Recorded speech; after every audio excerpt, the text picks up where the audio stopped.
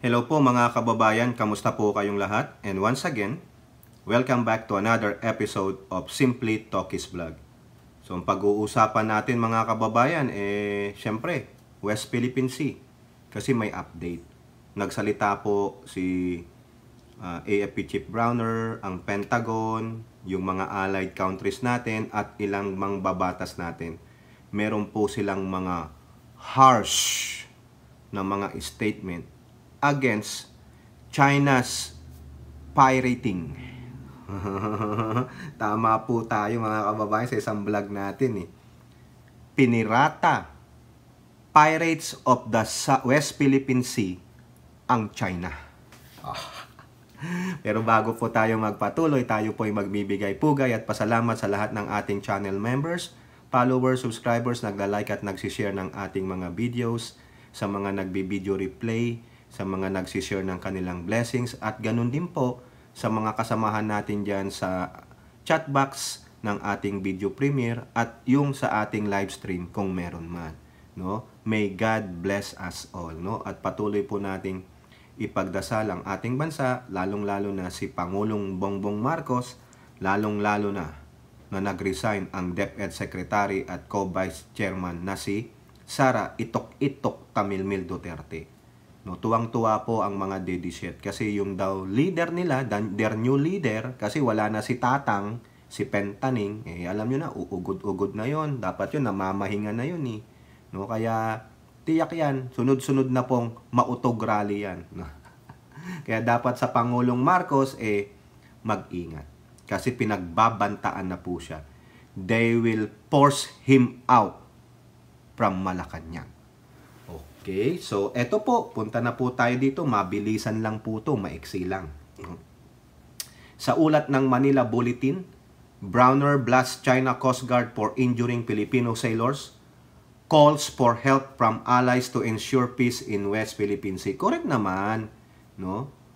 The Chinese Coast Guard has no right or legal authority to interfere with our legitimate operation or damage our assets within our exclusive economic zone, sabi ni AFP Chief Staff Browner. This reckless and aggressive behavior has caused bodily harm and constitute a blatant violation of international maritime law, Philippine sovereignty and sovereign rights. So ayan po, saan ba dito yung sinabi niya na kailangan natin ng tulong, nang hihingi sila ng tulong sa ating mga allies. Browner strongly denounced the CCG's action, saying this not only infringe upon the Filipinos' maritime rights, but also pose significant risk to regional stability. The AFP remains committed to upholding the rule of law and will collaborate with international partners to ensure and secure peace and stability across the West Philippine Sea and the Indo-Pacific region. So several countries expressed support for the Philippines and denounced China's latest aggressive actions. No, nandiyan ang US, Canada, South Korea, Germany, United Kingdom, Japan, Australia, New Zealand, France, as well as the European Union. Ayan po. So, siguro, kailangan din natin ng kaunting presensya ng ating mga allies. Pero naalala ko mga kababayan, yung sinabi ni National Security Council for West Philippine Sea Undersecretary ba yun? Si Jonathan Malaya na, as much possible, tayo munang mga Pilipino ang gagawa nitong resupply mission. Wala munang escort sa mga allies. Pero sa aking opinion, it's about time. No? Dami na po. Pero nyo, kinuha yung mga kagamitan natin, nakasakit, naka-injured. No? Kawawa po yung sailor natin. Naawa ko. Gantihan nyo po pag umakyat ulit. May hawak daw po kasing gulok Bolo yielding. Sana nabidyohan po para maikalat Makita mo, ano nga daw po kumbaga, niresist ng ating mga kasundaluhan, yung mga Coast Guard. Pero paano mo ilalabanan yung may bolo? Diba? Bolo wielding Ibig sabihin, talagang igaganon, papatayin po yung mga sundalo natin. Kung lalong nag-resist. Kinuha yung mga baril Sabi po ni AFP sa isang report Diba? Ba't hindi na lang tinuloy para magkaalaman na? Ano ba ang sabi ni Pangulo? The red line. Diba? Kung may mamatay man dyan sa West Philippine Sea, yun na yung red line. Di ba? Talaga pong gustong manakit. Talagang papatayin po ang mga Pilipino ng mga Chekwa dyan sa West Philippine Sea. Papatayin nila. Kaya dapat sa susunod na RORE mission, maghanda kayo. Panain nyo. Alam nyo yung yung pana na panghuli ng isda, no? Simain ninyo. 'Di ba? Para maski na may bonus siya, pana ka, gago ka. 'Di ba? Very harsh man, pero we have to defend ourselves. Sabi ni DND Sec, you have to resist. Whatever form of resistance, you have to do it. 'Di ba? Hindi tayo yung gaganon na lang babaw. No. 'Di ba? Ito po ang sabi naman ng Pentagon sa GMA News Online. China's behavior in West Philippine Sea could lead to something more violent. Ayan na. This kind of behavior is provocative. It's reckless, it's unnecessary, and it could lead to something bigger and more violent. So we will continue stand with our Philippine allies. Sabi po yan ni Pentagon Press Secretary Pat Ryder. Okay? So yan po. They will stand, they will help. Huwag na kayong mag-isip-isip, patumpik-tumpik. Okay? Next, ito naman pong sa Manila Bulletin ulit. Canada, Australia rally behind Philippines, wrap China over Ayungin incident. Ayan. Canada condemns the dangerous and destabilizing actions taken by the People's Republic of China against Philippine vessels on June 17 near the Second Thomas Shoal. The PRC's use of water cannons, dangerous maneuvers, and ramming of Philippine vessels is inconsistent with the PRC's obligation under international law, including the UNCLOS. Ayun po ang sabi ng Global Affairs ng Canada. No, sino po ba ito? Si David Hartman, sa kanyang X account. Okay? Ano pa? Sino pa?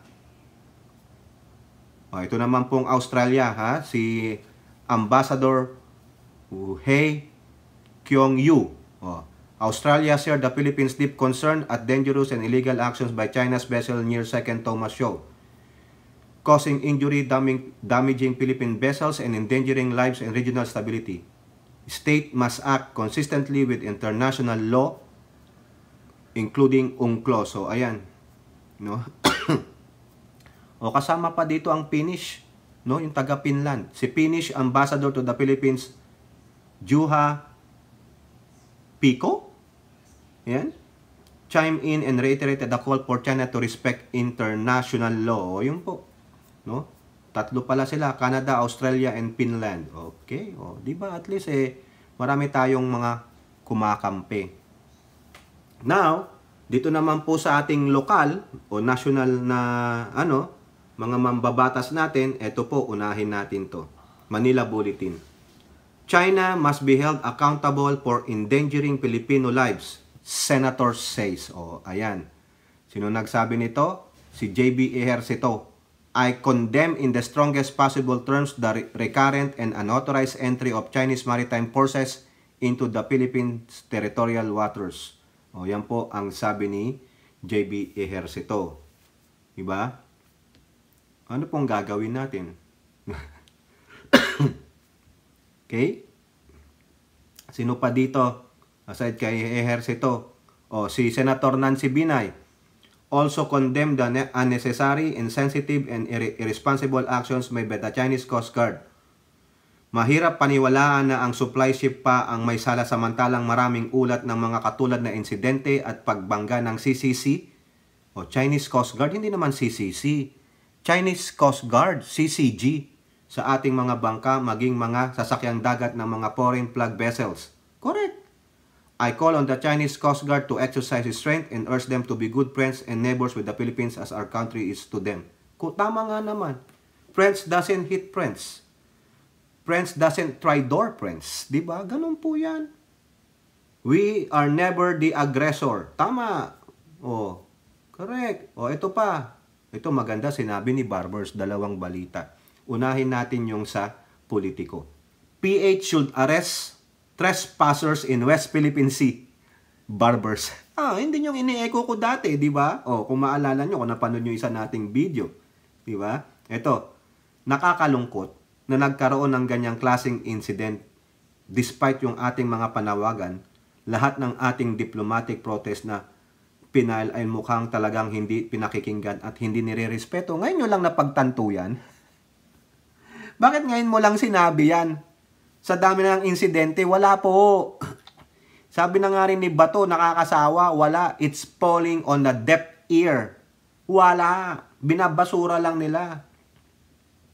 Obvious na hindi nila ito, na hindi ito pangbubuli. Pananakot, pantatakot na talaga itong gagawin nila at ginagawa nila. Gaya nung aking panukala nung isang beses, kapag sila ay pumasok o nag-trespass sa ating teritoryo, dapat manghuli rin tayo. Hulihin din natin. Dahil isang pagpapakita ito ng pagrespeto sa ating mga pulisiya at batas dito sa ating bansa. Correct! Pakita nyo yung pangil ng batas.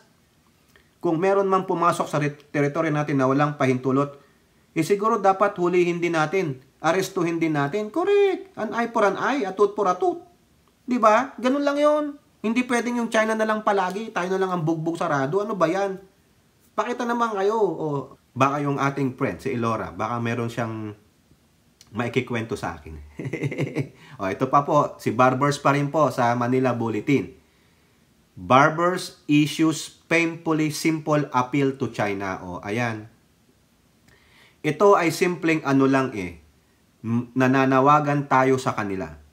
Respetuhin nyo naman yung aming bansa. Teritoryo namin ito O, gaya nung sa inyo. Hindi naman kami nang hihimasok sa area ninyo. Correct. Pumupunta ba tayo doon sa kanilang exclusive economic zone? Hindi po. Nandun lang tayo sa ating boundaries. Yung bang mangingisda natin pumupunta sa exclusive economic zone ng Vietnam? Hindi po. Doon lang sila. O, kaya kawawa tayo Hindi tayo nang water cannon. O, ibalik nyo na po yung water cannon na yan. Kung yung Japan at Korea nga, nang water cannon sa mga Chekwa O, diba? Nakakahiya Parang tayo lang ang kayang ibuli ng China Diba? O ito, talagang ito nagsalita na. Harsh na to mga kababayan. Ito na ang huling article natin. Sabi ko sa inyo, maiksi lang. Pang-update lang po natin sa West Philippine Sea. Sumosobra na talaga. Solon says Philippines must get tough versus China sooner or later. I should be sooner. Wag nang later. Diba? Bakit pa may later? Dapat now. I want it now. Ito ang dapat nating pinapanawagan. Ito dapat dito tayo entitled, dito tayo magpakabiyats. Hindi tulad nung si Tamil Mil, siya wala, forever silent. Para po siyang nanonood palagi ng movie. Silent mode, no? Para po siyang nasa airplane mode, no? Lagi siyang lutang. Daig mo pa si Lenlen. Nako. Nakakahiyang BP yan, no? Bukidnon 2nd District Representative Jonathan Kit Flores, ngayon ko lang kilala to Flores, says the Philippines must get tough with China sooner or later given the rising aggression that the Chinese have displayed toward the Philippines in the West Philippine Sea. Sooner or later, we have to take a tougher stand against China and the West Philippine Sea. Flores, chairman of the House Committee on Government and Organization, was reacting to the latest reacting to the latest aggressive acts by the Chinese Coast Guard. As I have said before, kung continuously tinataas, we can no longer pretend this is just raining outside. Correct. Tama po yan. Pangulo, we have to do something. Sumosobra na talaga mga inchik ang aggression na pinapakita nila sa West Philippine Sea, even if resupply mission lang sana yon. Parang pambabastos na sa Anong parang? Hindi parang yan. Pambabastos na, tanggalin nyo na yung parang. Pambabastos na talaga sa ating soberenya. Huwag nyo nang i-sugarcoat pa. Say it's so. Tell it's so. Ganun po yan. Pambabastos. Kasi mga bastos. No, komunista po ang mga taong yan. Tapos tayo, pauto tayo ng pauto dyan sa mga hinayupang yan. Kung iisipin mo parang okay lang, sige, saktan nyo lang kami ng saktan. Ganon. Mamimihasa yan. Pwede ba, gawan nyo ng action yan, Pangulo? Namimihasa na po. Sumusobra na. Yung mga mamayan mo, pikon na pikon na. 'Di ba? Hindi naman lahat ng mamayan ay tulad ng ugali ng Pangulo na very calm, cool na cool. Hindi po. We know that you are showing restraint, but now you have to be tough. Pakita mo rin na meron tayong galawan na mas matindi sa galawan nila. Putik na yan. 'Di ba? Pasensya naman mga kababayan ha. Hindi sa tinutuya ako ang Pangulo. Pero we should act now, not later. It should be now. Gumanti naman tayo. Manghuli rin tayo ng mga trespassers nila. Hulihin nyo lahat ng Chinese Melissa vessels dyan. Yung mga nangingisda nila, hulihin nyo pag nandyan sa exclusive economic. So magpakita kayo ng tapang. Nang puta naman. Parang okay lang eh. No? Ayaw ng sakit ng ulo. Puta, tayo nga binibigyan ng sakit ng ulo. Ay, nako. Pakita tayo ng restraint. No? Na matapang din tayo, hindi lang sila, pero gugulukin na yung Navy, titigpasin, di ba? Ewan ko, mga kababayan, no? Hindi ko alam kung ano na masasabi ko. Pangulong Marcos, no? Mag-issue ka na. Hindi yung Filipinos do not yield. Yeah, we do not yield. Pero nangyayari ngayon, we are yielding eh. Doon sa kapritsyo nila eh. Bigyan nyo rin ng gulok yan. Yung mga Chris. No? Tangina. Unang hero natin, si Bayaning Lapu-Lapu. Oh, inan yung mga yan.